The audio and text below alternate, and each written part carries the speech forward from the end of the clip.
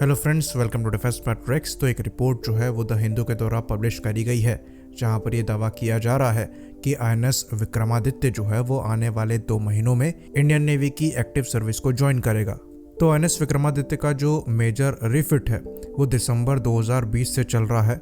इस रिफिट में इसको ऑलमोस्ट 1.5 ईयर का टाइम जो है वो हो गया है और इसको अभी कुछ समय में ही कमीशन होना था, लेकिन सी ट्रायल के दौरान आग लगने की वजह से इसकी जो कमीशनिंग है वो फिर से 2 महीना जो है वो पीछे खसक गई है।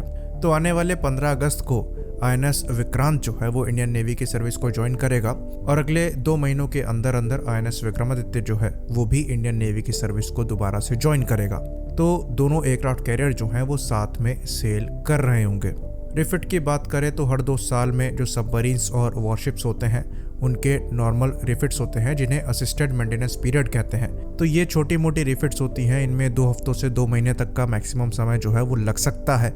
बाकी जो नॉर्मल रिफिट होती है इसको 6 साल में एक बार किया जाता है और यहाँ पर 6 महीने से 1.5 साल तक का समय लग सकता है, शिप के साइज पर डिपेंड होते हुए। तो ये एक एयरक्राफ्ट कैरियर था, इसलिए आईएनएस विक्रमादित्य के केस में जो समय है वो थोड़ा ज़्यादा लगा है।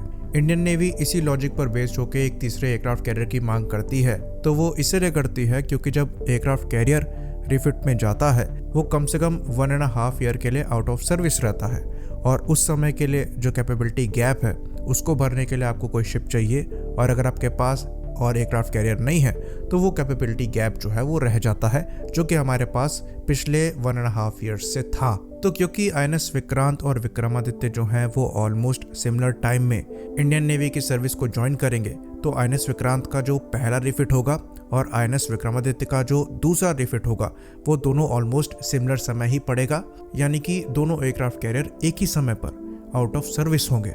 अगर यहाँ पर एक और एयरक्राफ्ट कैरियर होता तो कम से कम आपके 2 एयरक्राफ्ट कैरियर जो हैं वो किसी एक समय पर सर्विस में होते और कम से कम जो एयरक्राफ्ट कैरियर रिफिट में गया है उसकी भूमिका को निभाने का काम करते। खैर, ये मुद्दा जो है वो इंडियन नेवी द्वारा पिच किया जा रहा है, पर इंडियन गवर्नमेंट जो है वो इसमें इन्वेस्ट करने के लिए अभी इंटरेस्टेड नहीं है।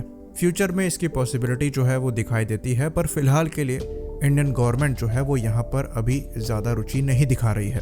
तो ये जो आग लगी है आईएनएस विक्रमादित्य में, ये विक्रमादित्य के लिए नई बात नहीं है। इवन जब ये एडमिरल घोषकोव हुआ करती थी तब भी बॉयलर रूम में एक्सप्लोजन हुए थे और उसके बाद ये शिप जो है वो फिर से रिपेयर में गया था। फिर जब इंडियन नेवी के लिए ट्रायल्स चल रहे थे, फिर बॉयलर्स में इंसुलेशन को लेकर इशू आया था, जिसकी वजह से जो डिलीवरी है वो कम से कम 2 साल जो है वो डिले हो गई थी।